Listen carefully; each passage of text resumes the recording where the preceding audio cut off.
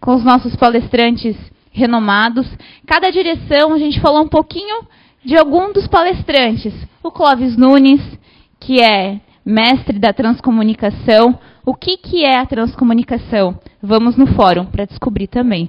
Né? A gente vem falando um pouquinho sobre o que era a transcomunicação, o André nos cursos, o Zé aqui também nos cursos, mas para quem não sabe, ele vai estar trazendo um pouquinho de conhecimento de renome para nós, além de Saulo Gomes, o Juliano Posati, e vamos ter mais novidades por aí. Sem dizer o ator o André Luiz, o Renato Prieto, que vai vir nos brindar também com uma abertura de uma peça de teatro. Então, está bem imperdível. Conhecimento é a única coisa que não roubam da gente. Podem roubar tudo, menos o conhecimento. Então, quando a gente for daqui para o plano espiritual, fica tudo. O corpo, casa, celular, fica tudo. Mas o conhecimento vai com a gente. Então, essa é uma bagagem bem importante e é uma oportunidade imperdível. Hoje a palestra é com o Lothar, professor e aluno. Eu sou a Jaqueline e a leitura que vai nos fazer é a Maria. Vamos então nos acalmar, tranquilizar os nossos pensamentos, nosso coração, para fazermos a oração e iniciar nossos trabalhos. Querido e amado Mestre Jesus, queridos mentores e amigos da casa, obrigada por mais uma oportunidade de conhecimento e aprendizado que estamos tendo. Obrigado pela casa, por todos que aqui se encontram, pelos que estamos acompanhando pela internet. Pai, eu peço para que possa intuir o Lothar em sua palestra, que a leitura da Maria possa preparar a nossa mente e o nosso coração para o conhecimento que está por vir. Peço também pelos trabalhadores na sala de passe, pela Dona Sandra na salinha das crianças, que igualmente possam ser intuídos para que ela possa levar o melhor do aprendizado aos nossos pequenos.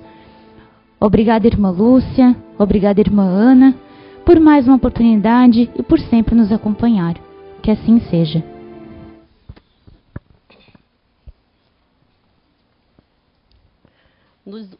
Os duelos tornaram-se cada vez mais raros. Se ainda vemos de vez em quando alguns dolorosos exemplos, o seu número não é mais comparável ao que foi no passado. Antigamente, um homem não saía de casa sem prever um confronto e, consequentemente, sempre tomava suas precauções. Um sinal característico dos costumes daqueles tempos e dos povos era o uso de porte habitual, ou de forma visível, ou não, das armas defensivas e de ataque. A abolição desse uso já testemunha o abrandamento dos costumes. E o curioso segue-se a escala, desde a época em que os cavaleiros somente cavalgavam com as armaduras de ferro, armados de lança, até o uso simples da espada. Tomava mais tarde apenas um efeito, um acessório de nobreza, e não uma arma agressiva. Boa tarde. Boa tarde também aos internautas que nos assistem. Então. Palestra do tema professor e aluno é um tema até polêmico e acredito que para muitos de vocês deve ser muito preocupante por causa dos filhos e os filhos também em relação ao destino deles, o que eles vão estudar, em que escola, qual é o tipo de professor que vão ter. Tá? Eu abri hoje 2 vezes a esmo o Evangelho e nas 2 vezes caiu nessa leitura. Então vai ser essa. Porque na verdade o professor e o aluno, existe na verdade um duelo, né, entre eles. Tá? Queira ou não queira, é um duelo de conhecimento, de ensino e assim por diante. Só que eu coloco também o professor também como nós, pais. Nós também somos professor em casa. Aqui não é o professor de uma escola, é um professor em geral. Tá? Nós estamos aqui para ensinar e também aprender com o nosso aluno. Tá? Então, toda a nossa história, toda a nossa vida aqui, a gente aprende, alguém nos ensina. Quando não é uma pessoa, um espírito encarnado que nos ensina, é a própria vida, a lei da natureza também que nos ensina. Tá? Inclusive, quem esteve ontem aqui no projeto de Identidade Eterna, viu um debate entre o Zé Araújo e mais 3 psicólogos aqui sobre esse tema. Tá? Que é bem preocupante. Inclusive, a Rosane, ela falou que a escola, ela vê a escola, a entidade escola no século XIX, os professores no XX e os alunos são no século XXI. Tá? E realmente está. Tá? Realmente está. Daqui a pouco vocês vão ver por que isso. Tá? Então, recentemente eu tive a oportunidade de estar junto com pedagogos e neurocientistas, biólogos, debatendo sobre, inclusive, a neuropsicopedagogia. Tá? Então, eu digo para vocês, o professor pode estar no século XX, mas tem uns professores que fazem milagre. Tá? Recuperam certos alunos, tá? E colocam eles na vida para realmente seguirem como uma pessoa como deve ser. Tá? Depois eu vou contar alguns exemplos. Tá? Então, agora vamos ver algumas imagens que retratam a escola, o modelo atual, de o que está inserido dentro dessa escola. Tá? Então vamos lá ver.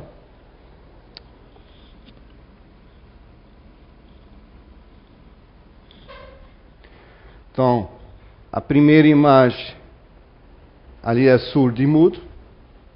Eu tenho uma prima que tem um filho, que foi... hoje em dia, ele trabalha normal, ele age com todo mundo, interage com todo mundo. Tá? Ele conseguiu passar por isso. Déficit de atenção, que eles têm que lidar. E agora travou aqui.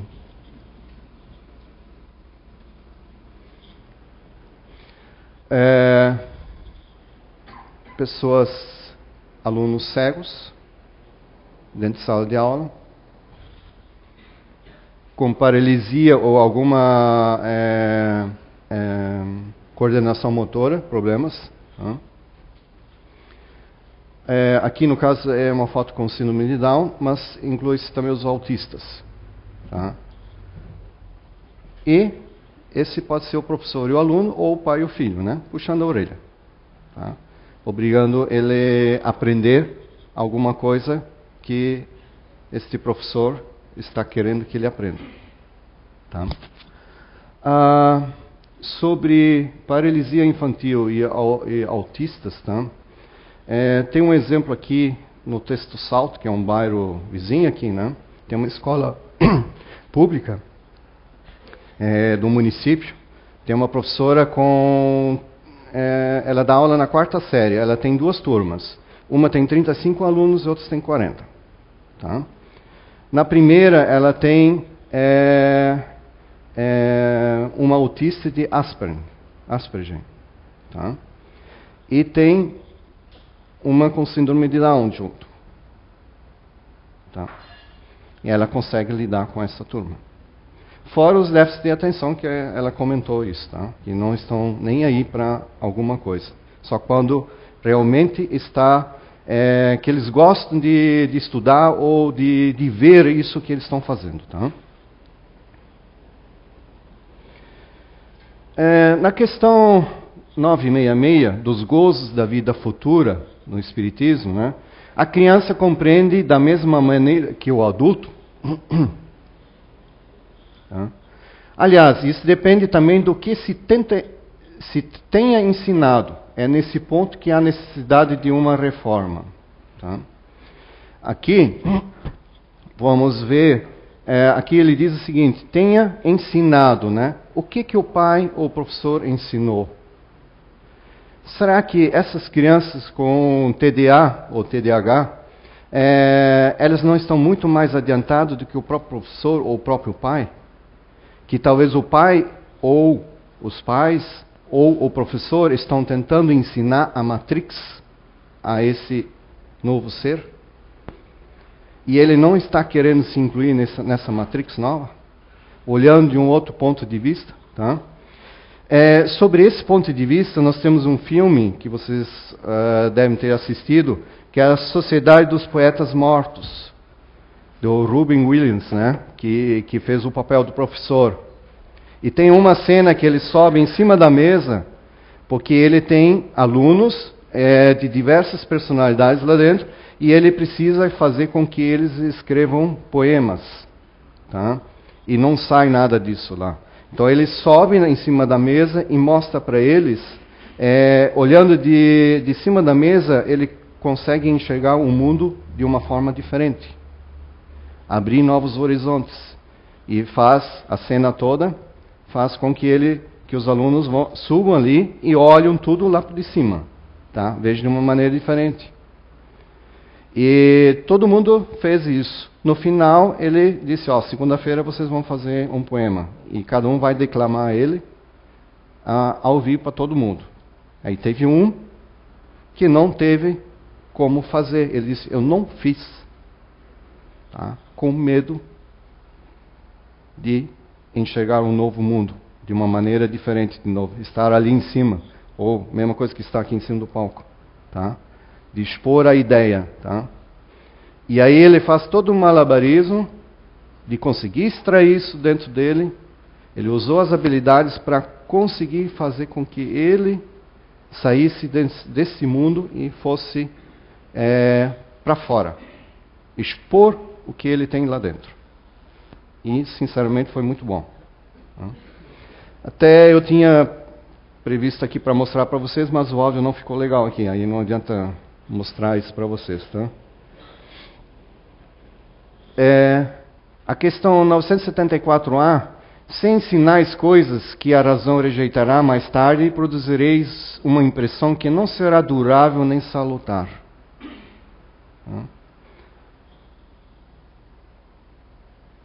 Então, rejeitará mais tarde. Então, se não tem conexão com alguma coisa na vida dele, ele não faz. Até eu vou citar um caso aqui, no caso da filha da Vanderleia. Esse tempo atrás ela disse assim, para que eu vou estudar? Eu tenho que aprender sobre como é que era o nome do francês, aquele militar, Napoleão, tá? Por que eu tenho que aprender a história dele? Para que isso vai me servir na minha vida? Assim, tem muitas coisas, tá? Tem muitas coisas. Tá? No final vocês vão ver um vídeo, que é um vídeo que foi sugerido aqui pela Gisela, tá? Ele está na fala em castelhano. E nesse tempo atrás, 2 meses atrás, eu assisti isso na TV Escola, o mesmo filme. Tá? São 2 horas e pouco que fala sobre a educação proibida. Tá? Mas é muito interessante. Tá? Então tem psicólogos, pedagogos, neuros que falam da Argentina, do Chile, tem uns da Europa também, mas mais aqui do Sul, tá? Que eles tentam modificar toda a história da educação, mas eles enfrentam sérios problemas de conseguir implantar isso. Tá? Então vamos ver algumas coisas.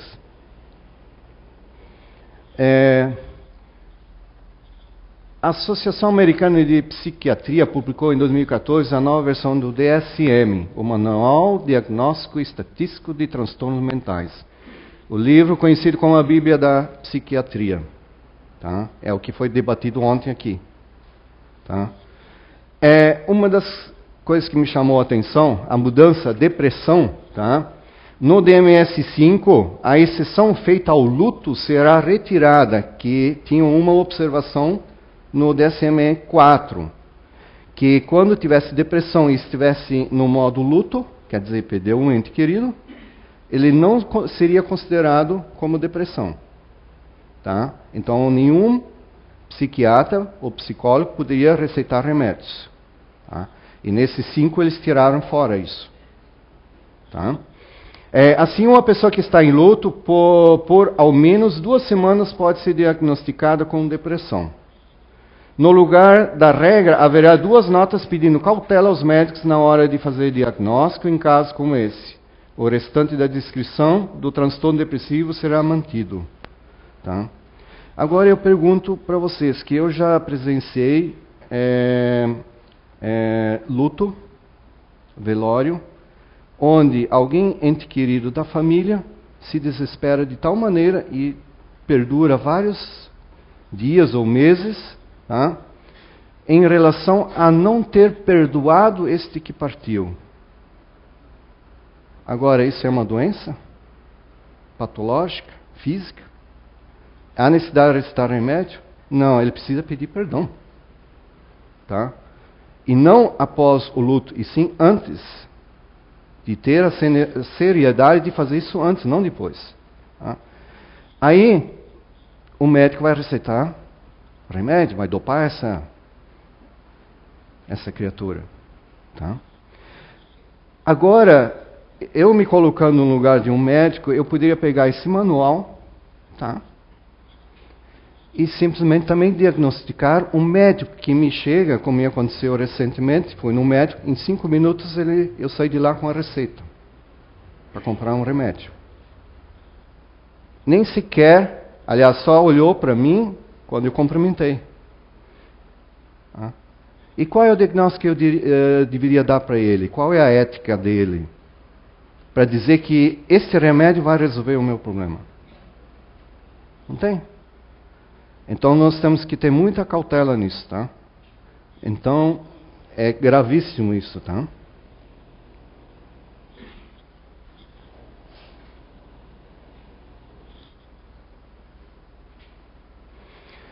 Existe aqui ele é uma pessoa americano. Ele é um ex-professor da Universidade de Yale, tá? Esse William. Ele deu uma entrevista para a revista Época. Só não sei a época, agora foi esse ano, acho. Dia 28 de abril, tá? 2015. Não sabemos formar líderes. Tá? Isso nos Estados Unidos. Tá? O ensaísta americano William, né, afirma que as melhores universidades são boas em talhar tecnocratas, mas não ensinam aos alunos a lidar com seres humanos. Tá? Então ele levanta vários tópicos. Tá? Nos últimos 30 anos, nos Estados Unidos, eles mostram que não sabemos mais formar lideranças. Tá? E aí ele diz o seguinte, aí o repórter pergunta para ele, você tem base nisso tudo, né? Aí ele diz o seguinte, uma série de pesquisas mostra que pré-adolescentes e adolescentes de famílias de alto poder aquisitivo, com tradição nas universidades de ponta, apresentam os maiores índices entre as crianças deste país. São os melhores. Tá? De depressão, distúrbios de ansiedade, abuso de substâncias e relatos de insatisfação com a vida. A psicóloga clínica Madeleine Levine publicou vários estudos que comprovam isso. Tá? Um deles mostra que problemas mentais podem ser 2 ou 5 vezes mais comuns entre jovens do ensino médio de escolas particulares do que de públicas. Então eles criam alunos que buscam ganhar qualquer coisa. Tá? Eles são treinados em conhecimento para buscar objetivos. E não tem nada que vai deter eles a conseguir esses objetivos. Aí ele cita um exemplo, tá? 2, na realidade. 2 presidentes dos Estados Unidos. O primeiro é o Bill Clinton. Tá? Aí ele diz o seguinte, o propósito dele era se tornar presidente. Esse era o único objetivo dele. Tá? Uma vez que conseguiu, o que fez com isso? Qual é o seu legado? É o tipo de líder que mede os ângulos e só toma decisões dentro de larga margem de segurança. Aí quando ele esteve no poder, ele não soube mais lidar com as pessoas. Tá? Porque líderes têm que lidar com pessoas, têm que saber entender a empatia. Tá? E o Barack Obama também, que fez as mesmas escolas, mesmos conceitos, tudo. Tá? Ele também, a mesma coisa. Só que ele tem ele consegue esse concentre entre, na verdade, sua estratégia é bastante clara sobre suas decisões. Ele acha que isso é suficiente para convencer a todos o que chegou a uma solução correta. Ele tem essa amplitude de fazer que ele está certo e convence os outros, tá? Ele parece não perceber que outras pessoas podem ter outra perspectiva, que outros podem ter investimento emocional em coisas diferentes, que é o outro mundo. Outras pessoas de outros países, eles podem pensar diferente. Tá? E as nossas crianças hoje também não pensam diferente em relação ao pai e à mãe? O que eles querem ensinar? Ou o professor? Debate? E assim por diante?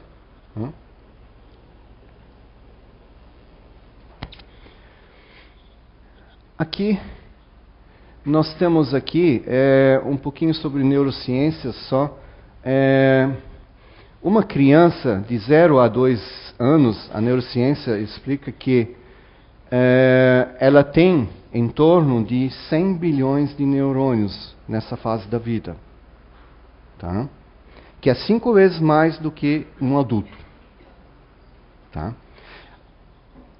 De 2 anos à puberdade, eles começam a perder 30% da quantidade desses neurônios.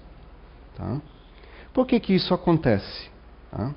Alguém assistiu esse filme que passou desde junho aqui nos cinemas? Divertidamente? Tá? Então, lá eles mostram, tá, que a criança ela começa a construir ilhas de conhecimento, de relações. Então, a menina lá, ela construiu a relação de afetividade, a verdade, não é mentir, tá? Jogos, esportes, tá? E tinha outros, tá? Só que, com o passar do tempo, vamos dizer, 2 anos até depois, tá? O que acontece isso, tá? Por que essa perda? Porque essas ilhas, elas foram criadas porque em algum momento o pai ensinou ou alguém, ela viu em algum lugar que isso, ela aprendeu isso, tá? Com alguém. Ou ela viu, ou ela assimilou isso, tá? No conhecimento dela, tá? E aí depois, ela começa a perder essas conexões com essas ilhas, porque não há mais interação com isso. Um exemplo, um jovem que na sua adolescência, no ensino fundamental, que só pratica esportes, tá? E depois, quando ele vai entrar na faculdade, ele não pode mais praticar, ele deixa. E vai deixar isso por muitos anos, tá? Ele vai começar a perder toda essa conexão com esse desenvolvimento neural sobre esportes, tá? Seria a mesma coisa que os neuros falam até no projeto de identidade, não nesse último, mas no anterior, foi mostrado sobre as memórias, memória curta, tem mais umas no meio e tem a longa, né? E as memórias curtas, só um exemplo para citar para vocês. Qual foi a terceira palavra da última frase completa que eu falei? Não sabe, né? Porque ninguém presta atenção nisso. Só que fez sentido pela frase que eu falei para vocês, e vocês entenderam isso. Tá? Ela só fez uma conexão para dar sentido à frase para vocês entenderem alguma coisa. Então isso é memória curta. Daqui a pouco ela já foi embora, tá? Essas sinapses vão ser queimadas, tá? Tá?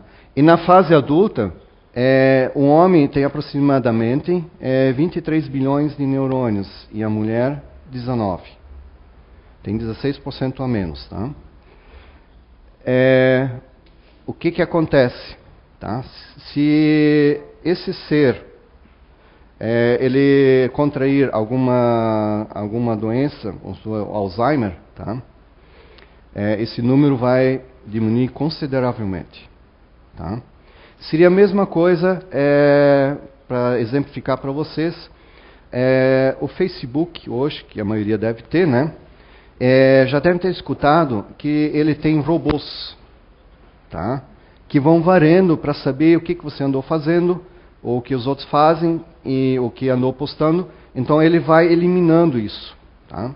Então nessas fases também acontece isso. Tá? Então tudo que você não usa, tá? Aí você vai perder. Tá? Eu só não falei antes ali sobre o DSM, tá? Que eles receitam remédio também. Hoje, então, eu também vou receitar um remédio para vocês, tá? Eu só vou escrever o inicial aqui. E ele contém 3 ingredientes, tá? Aí vamos ver depois quem é que são os ingredientes, tá?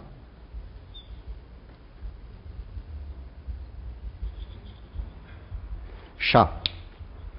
Tá? Então, ele contém 3 ingredientes, tá? Depois vamos ver quais são os ingredientes. Vocês têm que tomar diariamente e constantemente, tá? Não perder isso. Tá? Então vamos ver. Agora ficaram curiosos, né? Aqui nós temos hiperatividade, que é o aluno. Que na verdade, dentro do projeto de identidade, a gente identifica isso como os futuristas, tá? Que tem a maior hiperatividade, tá? Otimista também, tá? Mas existe uma psicóloga e pedagoga chamada Alicia Fernandes, ela é argentina. Ela diz o seguinte, tá? Nós temos que tomar cuidado com a hipoatividade do professor e dos pais. Tá? Hipoatividade é ao contrário da hiperatividade. Tá? É deixar e não tomar nenhuma atitude, tá? E deixar as habilidades acontecerem. Tá? Então ela diz o seguinte, que precisamos nos preocupar menos com a hiperatividade infantil e mais com a hipoatividade dos adultos, tá? Referindo-se à falta de limites e orientações dos pais e professores atuais e à permissividade constante. Isso é um problema. Porque aí você escuta às vezes aquelas frases assim, eu vou fazer tudo pelo meu filho o que eu não tive, eu vou dar para o meu filho tudo que eu não tive na infância. Você está acabando com ele. Tá? Pode dar sim, mas tem limites. Tá? E aí, se ainda mais for uma hiperatividade, tá? E sobre o slide anterior, tá? Sobre os neurônios, né? Agora vamos se colocar dentro de uma sala de aula. Tá? Que você tem um aluno super ativo, com TDAH, que pode ter sido diagnosticado, tá? Ele vem com 5 vezes de neurônios a mais do que o professor que está ali na frente. Esse professor, tá? Dependendo da idade dele e de conhecimento, ele pode estar navegando completamente dentro da Matrix. E aí, o que acontece com esse aluno? Ele vai se revoltar contra esse professor. Porque em algum momento ele vai perceber que algo não está certo, isso não combina com ele.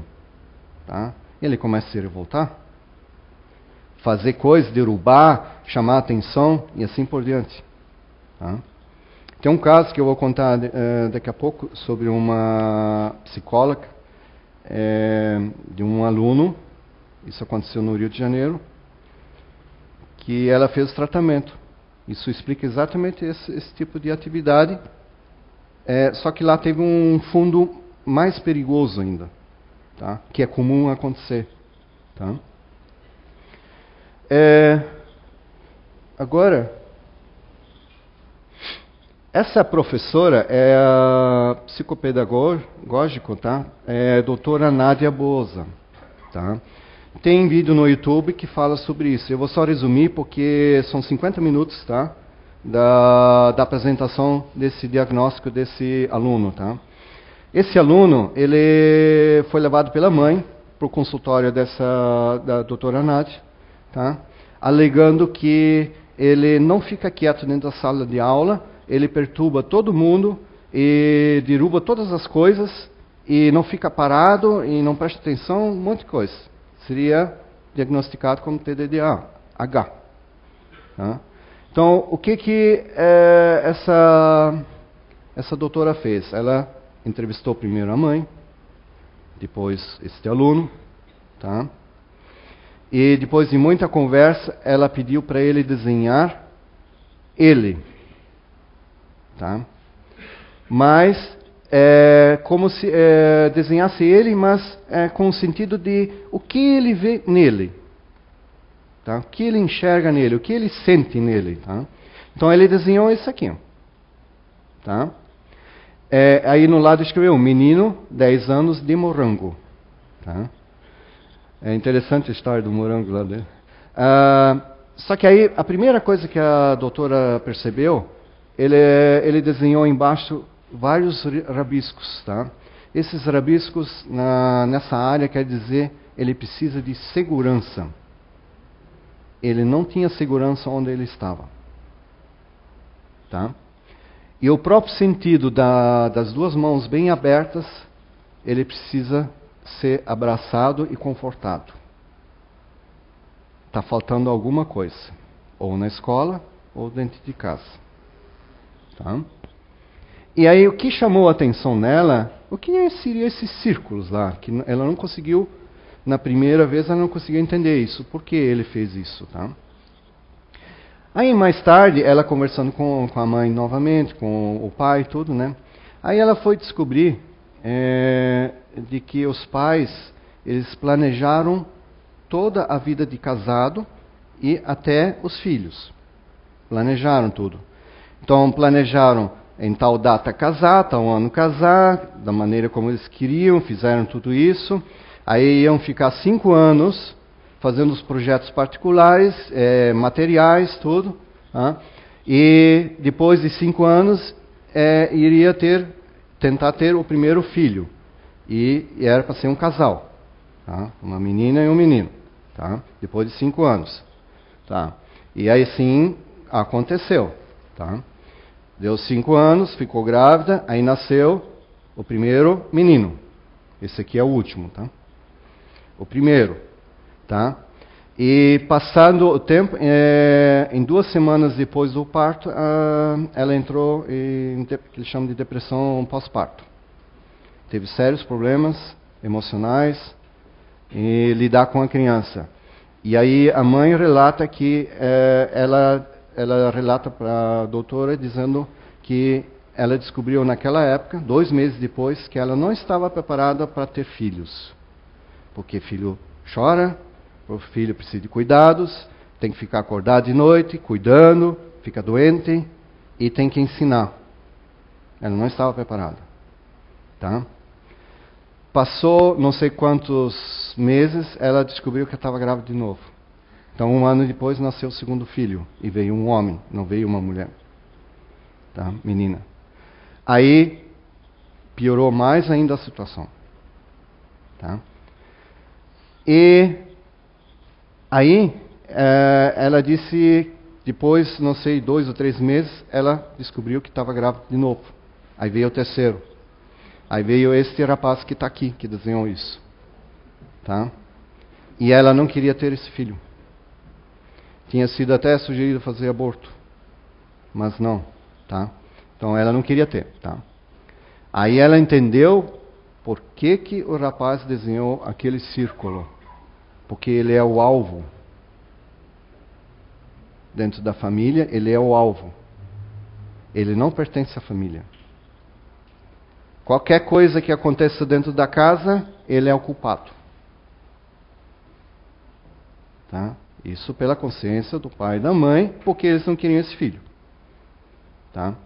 Então esse menino já estava dizendo que ele não é aceito pela família e ele se tornou um alvo dentro da família.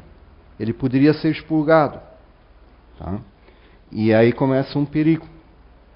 Tá? Aí depois, mais tarde, essa médica ela pediu para ele desenhar a família. Então, ele desenhou.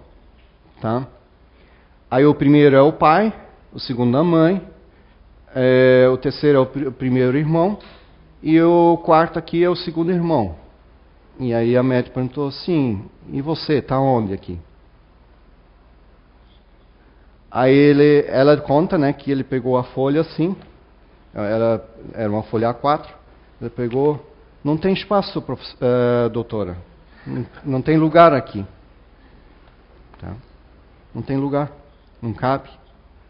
Aí a doutora disse, sim, mas tem todo um espaço aqui embaixo para desenhar. Não, ele ficou olhando, não tem lugar para mim aqui.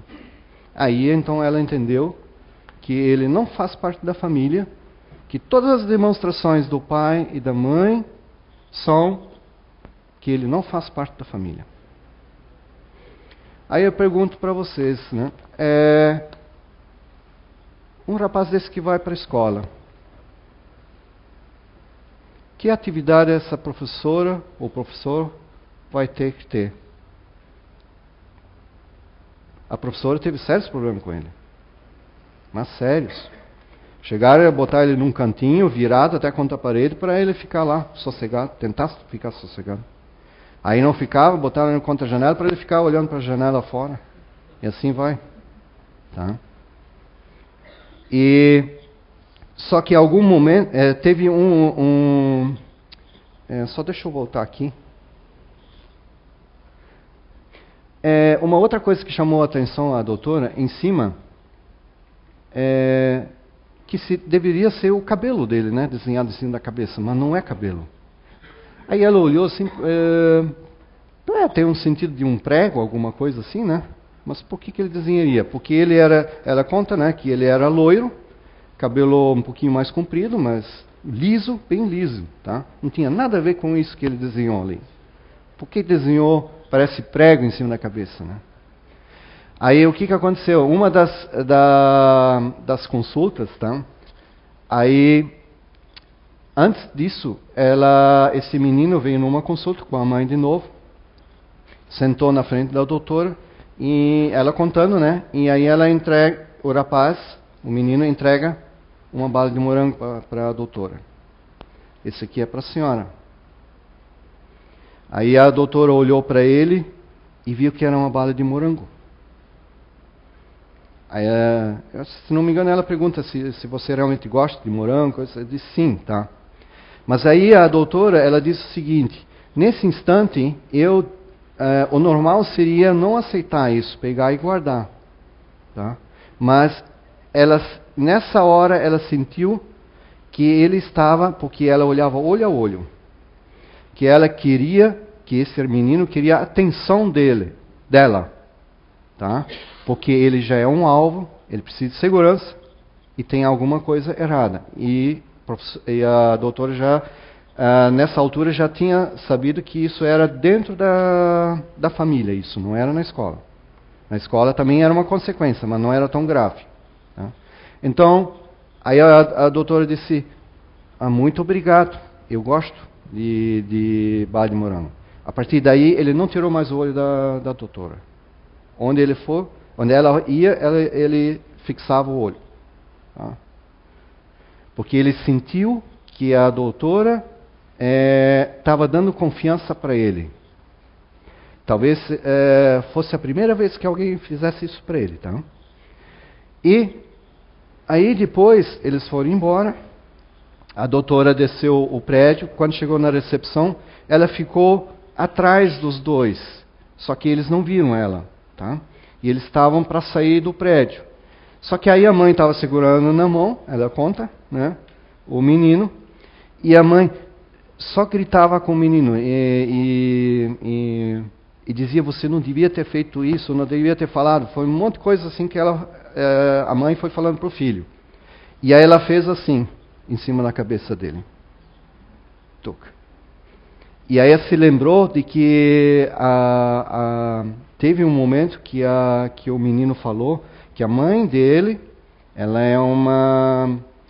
dá aula de educação física. Ela tem uma mão pesada. Mas não associou isso ali, esses preguinhos ali em cima, é aquela cotovelada com os dedos que dá em cima da cabeça. Tá? E aí essa médica, ela foi até na escola falar com a professora. E pediu se ela poderia ajudar a melhorar o ambiente para que esse rapaz pudesse assistir às aulas e se sentisse confortável. Então, ela foi para lá e começou a conversar com ela. E de cara ela já disse que não tem jeito, a professora, não tem jeito, não estava aberto para ir. Aí a médica começou a sugerir certas situações, que colocasse a carteira de tal modo que ficasse de frente para ela. Aí ela disse, sim, mas eu já fiz isso, não funciona, não deu resultado nenhum. Não, ela disse assim, eu quero que você coloque a carteira dele de frente para você, que ele possa olhar no teu olho e você também, e que você possa transportar segurança para ele, tá? E amor para ele. Que ele possa se sentir firme. Tá? Então, aí fizeram a experiência. Aí, como outras também que foi sugerido, tá?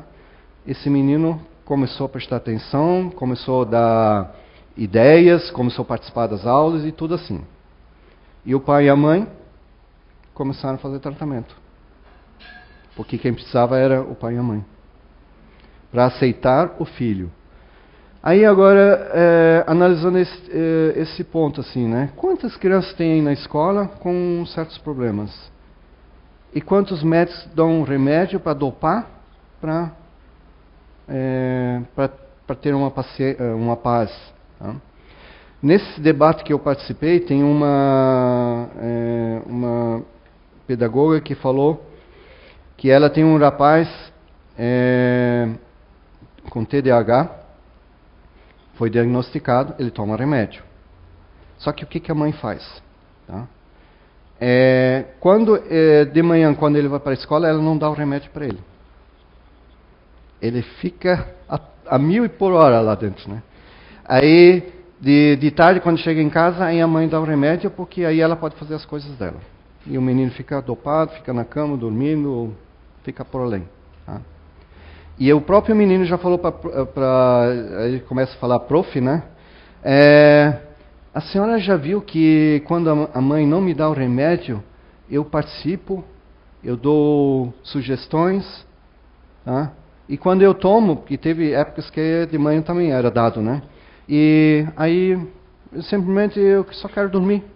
Eu não quero participar, não estou aí. Tá? São essas coisas que acontecem.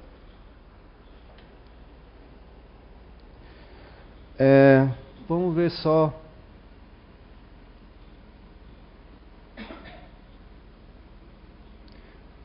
Um pedaço do vídeo que fala sobre a educação proibida e o que esses alunos expõem, e os sociólogos também. Só que está em castelhano e está legendado, tá? Dá para ler, tá? Objetivos y expectativas que probablemente no sean nuestras, sino del mundo que nos rodea. La mejor escuela, la mejor universidad, títulos, prestigio, dinero. Nos ha hecho olvidar lo que realmente buscamos. ¿Qué buscan? Buscan que su hijo tenga un título determinado. ¿Para qué? ¿Para qué estoy en esa búsqueda de saber? ¿Qué estoy buscando? ¿Qué tipo de conocimiento busco? Un conocimiento que genere al niño llegar a un éxito, ¿desde qué punto de vista? Mi hijo tiene que ser como yo quiero que sea.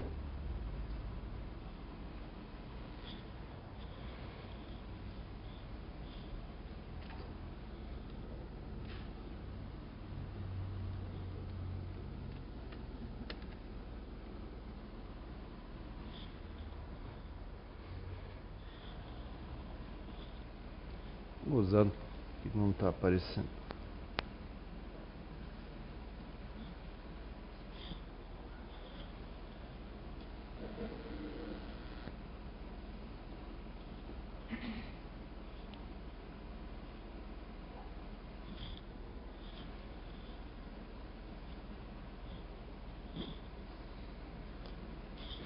O Roberto saiu? Oliveira?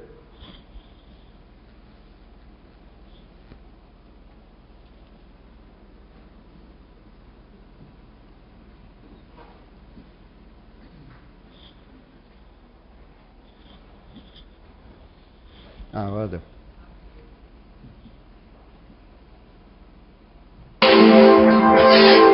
Pues estoy educando para que ellos detecten críticamente lo que les gusta, lo que no les gusta, y en su día a día trabajen para la mejora de esta sociedad. Que un niño viene con un mundo tan fresco que irremediablemente va a cuestionar el mío, porque para él todo es nuevo, para él no hay nada viejo. Confíen en sus hijos. Ellos saben mucho más de lo que ustedes creen. Porque a veces Aumenta mais o volume. las personas que más limitamos a nuestros hijos somos los padres. Y después lo sufrimos. Lo que trato de transmitirte es que es tan hermoso poder cuidar a un hijo por todo lo inesperado que tiene, por todo lo misterioso, por todos los problemas que nos trae. Es hermosísimo porque eso es una oportunidad para crecer inmensa. Liberemos nuestras expectativas. Hagamos un lado lo que el mundo pretende de los niños, lo que la cultura espera de cada uno de nosotros. Respeten a los niños. Denle la oportunidad que se desarrollen como ellos se desarrollan. No como nosotros de adultos queremos o pensamos que deben hacer, sino como ellos pueden hacerlo. Los ideales y objetivos que tenemos sobre los niños no nos permiten ver quiénes realmente son y qué es lo que necesitan, no mañana o dentro de varios años, sino hoy. Hay una sola cosa que realmente es importante.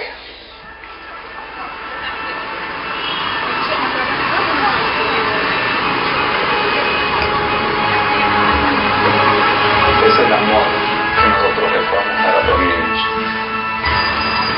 Si queremos una sociedad diferente,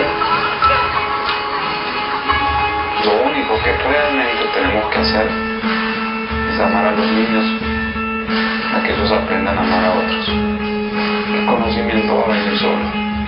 Los resultados del mundo vienen solo. Pero un niño que no ha amado, difícilmente va a aprender a amar. Esto es algo que escribieron mis compañeros para leer a fin de año, pero no nos dejaron. Y a mí me parece que es importante, entonces me gustaría leerlo. Hoy en día la educación está prohibida. Muy poco de lo que pasa en nuestra escuela es verdaderamente importante. Y las cosas que importan no se notan en ningún cuaderno ni en ninguna carpeta. ¿Cómo encontrarnos con la vida? ¿Cómo enfrentarnos a las dificultades? No lo sabemos. Hablan mucho de educación, progreso, democracia, engrasar, lo mejor. Pero nada de eso pasa en el aula. Nada de eso pasa en el aula. Nos enseñan a estar lejos unos de otros y a competir con cosas que no tienen valor. Padres y maestros no nos escuchan. No nos preguntan nunca qué opinamos.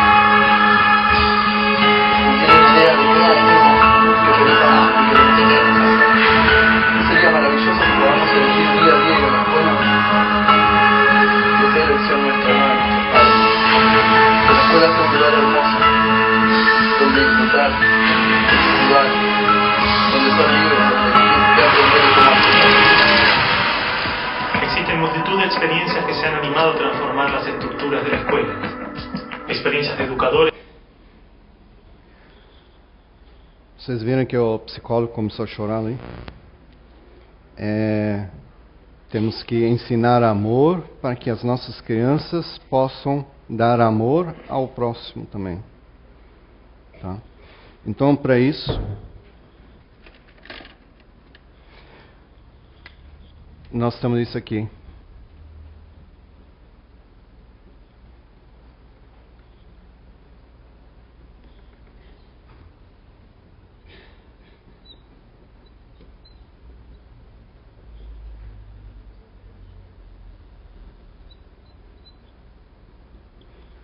Então, para nós ensinarmos, nós temos que ter conhecimento, habilidade e atitude. E principalmente esses dois aqui, porque senão a gente não consegue fazer com conhecimento. Tá? Sim, na verdade, os três precisam estar juntos. Tá? Conhecimento sem atitude não vai, ou atitude sem conhecimento também não vai, ou habilidade também. Você tem que ter um trato, uma maneira de lidar com essas crianças e também com os professores. Como foi falado ontem aqui, deveríamos fechar todas as escolas e começar. Inclusive nesse vídeo eles também falam isso. Mas não tem como fazer isso. Tá? Então temos que preparar com uma nova ideia e preparar em paralelamente a isso tudo. Tá? Tem entidades que já estão fazendo, tem institutos que já estão fazendo alguma coisa, mas ainda não está de acordo como deveria ser. E quem mais precisa ser ensinado é os professores. Porque tem professor que está na profissão errada, que não gostam de estar ali. Tá? Porque as opções. E dentro desse vídeo também fala assim, por que nós temos o estudo é público, gratuito, mas é obrigatório. Tá? Então ele serve para algumas entidades, para alguns modelos, para alguns processos que ele é útil, tá? Mas não para quem está lá sentado assistindo o professor que tem que dar aula. Tá? Então isso tem que ser mudado. Então o amor, como ele diz, isso faz a mudança, e isso aqui para vocês. Tá? Obrigado, tenham uma boa semana.